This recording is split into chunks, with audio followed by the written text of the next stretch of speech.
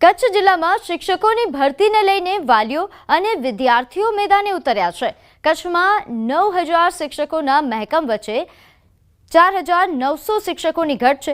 કેટલીક શાળામાં 100 વિદ્યાર્થીઓ વચ્ચે માત્ર 2 શિક્ષકો ફરજ બજાવી રહ્યા છે। કચ્છ જિલ્લાને પૂરતા શિક્ષકો મળે તે માટે વિવિધ સંસ્થાઓ પણ મેદાને આવી છે। અબડાસાના નલિયામાં વિદ્યાર્થીઓ અને વાલીઓએ હાઈવે પર ચક્કાજામ કરી પોતાનો વિરોધ નોંધાવ્યો।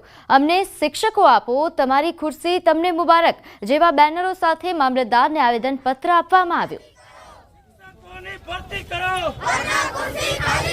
ગુજરાતનો મોટામાં મોટો તાલુકો અબડાસા અને અહીંયા શિક્ષકોની ઘટ 600 શિક્ષકોની ઘટ અબડાસામાં છે। કચ્છમાં 4700 શિક્ષકોની ઘટ છે। આ શરમજનક બાબત કહેવાય ગુજરાત સરકાર માટે। મારી શાળામાં જ્યારે પણ વરસાદ થાય ત્યારે અમારી શાળામાં પૂરું પાણી ભરાઈ જાય છે। છોકરાઓ બેસવાની જગ્યા નથી હોતી અને અમારી શાળામાં મોટું મેદાન પણ નથી, એટલા માટે એક મેદાન જોઈએ છે। અમે આજે વિરોધ કર્યો, શિક્ષકની કમી છે એટલા માટે અમે રોડ ઉપર આવ્યા છે। સરકારને મારી વિનંતી છે કે શિક્ષકની ભરતી કરે। બોટાદના ધારાસભ્ય ઉમેશ મકવાણાએ એસસી, એસટી અને ઓબીસી સમુદાય માટે એકતા મંચની જાહેરાત કરી। તેમણે કહ્યું કે પાર્ટીથી સસ્પેન્ડ થયા બાદ હવે તેઓ સમાજ માટે વધુ સમય આપવા માંગે છે।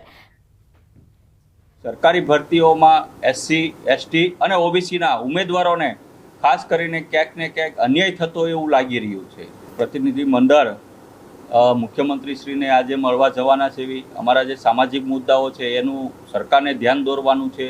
અમારા પછાત સમાજના બાળકો વધુમાં વધુ કેવી રીતના આઈએએસ બને, આઈપીએસ બને, આના માટેનું અમે આજે સંગઠન જાહેર કર્યું છે। તો સુરતમાં 28 લાખના ડ્રગ્સ સાથે પકડાયેલા આરોપીનું પોલીસે ઘટના સ્થળે લાવી રિકન્સ્ટ્રક્શન કર્યું।